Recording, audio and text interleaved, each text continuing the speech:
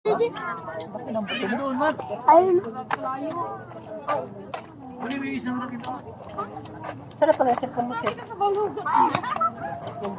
Kailangan lang nilang may magpursige na magbitbit sa mga ganito. Kaya nga, dapat tuwing linggo, ginagala talaga sila. Nakaraan pinagayaya sa akin si Pete. Gusto niya masama ako. Tuwing hapon, Sabad. bigyan talaga ng time kahit tuwing linggo. Si daddy niya lang yan kanina. Nakakatakot talaga mangyari sa kanya yung napanood ko na yun na 12 years na nakahiga.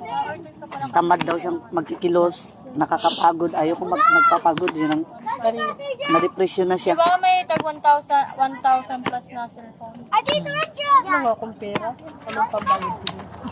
Pera ka lang.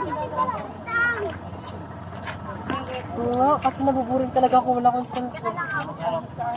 Ay, ako dyan. Huwag ka na mag-cellphone, Toto. Baka mamaya wala ka na magawa. Ay, hindi rin na. Grabe. Hindi. Mag-live ka dun sa bahay. Turuan mo na kita. Puro cellphone hawak ko. Puro cellphone yung hawak mo para manawa ka kasi gusto mo cellphone hawak mo. Hi guys, ako yung pinakamaganda na ngayon dito ngayon. Yan. Kailangan mapag-aaralan mong mabuti yung ano. Magbabawas ako ng iPhone. Haluan ko na ibang iPhone.